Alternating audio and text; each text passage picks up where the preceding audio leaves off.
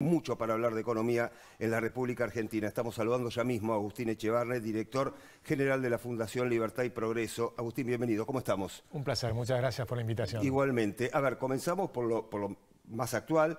No pasaron 48 horas que ya tenemos la inflación del mes de febrero. ¿Qué lectura se puede hacer comparado con lo sucedido en enero y en diciembre también? Lógico, ¿no? Sí, por lo pronto fue un nivel de inflación menor al que nosotros estimábamos en la Fundación Libertad y Progreso. Nosotros teníamos 16,8 y salió 13,2, o sea que viene... 3 puntos menos, ¿no? Pero viene más aceleradamente la caída de la inflación. Sigue siendo una inflación altísima, lo tenemos muy claro. Recordemos de dónde viene esto. Nosotros 211% de inflación el año pasado, pero con muchos precios retrasados, ¿no? Claro. El tipo de cambio retrasado, las tarifas retrasadas, precios congelados o enfriados. Y el presidente actual eligió un camino que es un camino que todos sabemos que es un camino duro, que es transparentar todo de entrada. Y eso implicó ese salto de inflación, 25, 20, 13,2, que ahora va a seguir probablemente hacia abajo. Marzo es un mes difícil, es un mes complicado, porque es el mes que se inician las clases, hay aumentos especiales de una cantidad de temas en el tema de las escuelas y demás, con lo cual es un mes difícil. Pero de todas maneras, viene un camino de dureza que se ha demostrado, de convicción, de coraje, de bajar el déficit fiscal a cero, de empezar a recuperar un Banco Central que estaba desquiciado. Recordemos que terminó el año pasado con reservas negativas en 12.000 millones de dólares.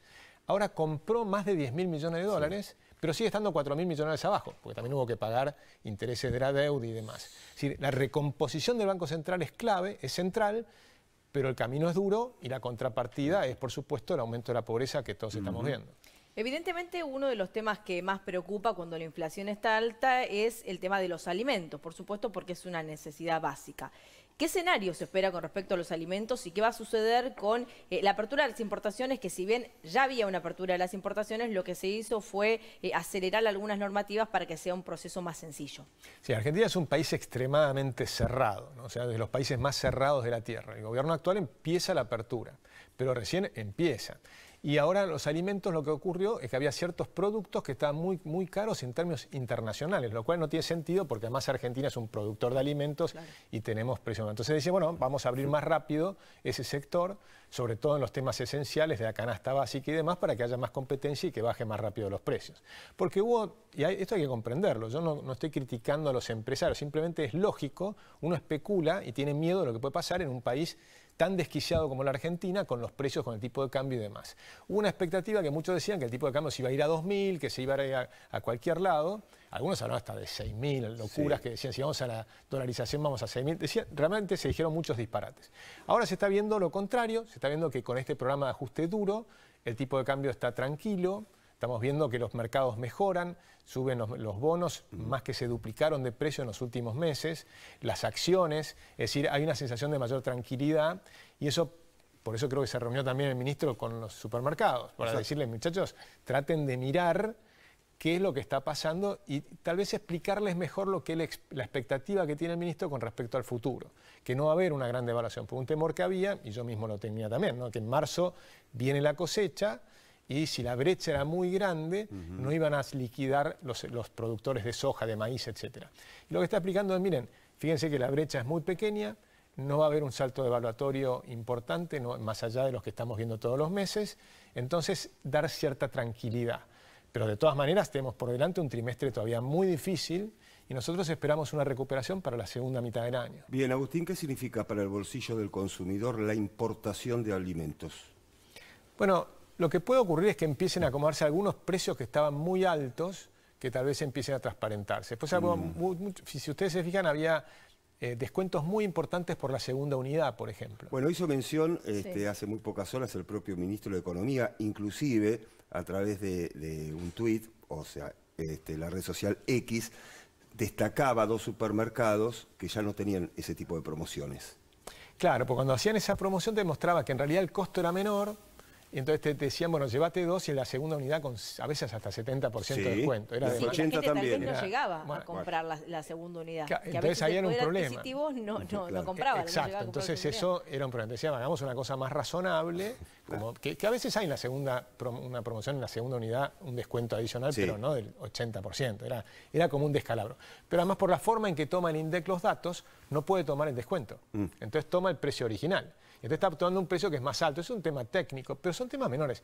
La realidad es que la Argentina tiene una situación muy complicada en inflación, que se está mejorando.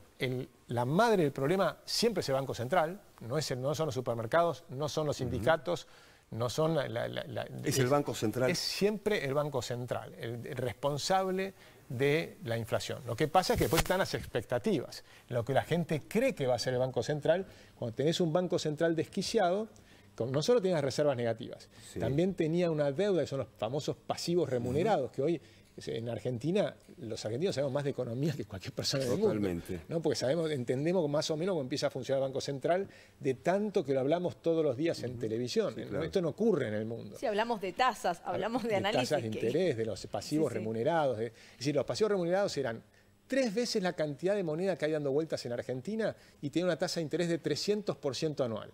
Era una locura, era una hiperinflación metida dentro del Banco Central. Cuando yo hablaba del año pasado, en muchos canales de televisión me preguntaban sobre la hiperinflación. Y nuestra expectativa es que íbamos camino a la hiperinflación, si no la abortábamos. El gobierno actual tomó el toro por las astas, abortó el tema, pero con una dureza enorme, y esto va a repercutir, que esta caída fuerte en la primera mitad del año, y la segunda mitad del año va a empezar. Ya ahora, en el segundo trimestre, el campo mejora 1/3 de la economía aproximadamente.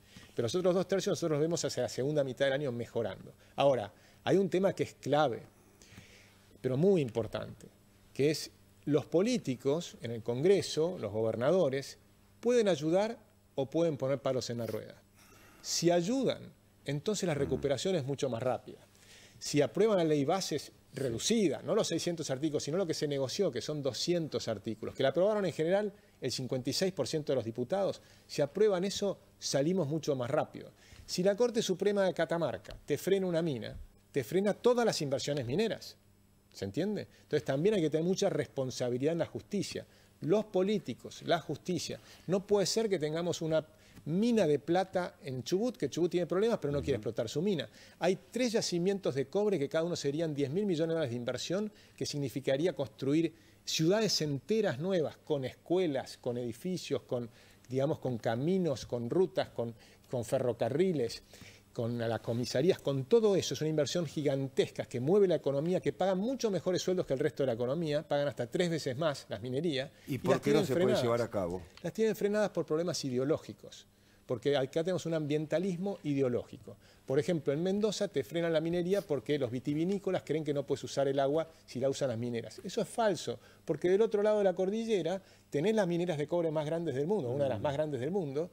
Chile exporta 56.000 millones de dólares por año en minería, y debajo de eso tenés a los vitivinícolas, que también tenés los vinos de Chile en todo el mundo, porque el agua se recicla. Por supuesto hay que hacerlo con tecnología de primer nivel, pero es una discusión de ingenieros, no tiene que ser una discusión de ideólogos, sino de ingenieros. ¿Cómo se hace? La hacen en todo el mundo, la hacen en Canadá, la hacen en Chile, la hacen en Estados Unidos. Nosotros también tenemos que hacer minería. Tenemos 7 provincias mineras que no quieren hacer minería, y ese es un recurso extraordinario que tiene la Argentina. Por mencionar uno, está Vaca Muerta, muchos otros. Sí. La ley bases es clave porque asegura las inversiones a los que invierten. Si vos invertís para hacer todas esas ciudades, es una inversión inicial gigantesca que después tenés 20 años para recuperar la inversión.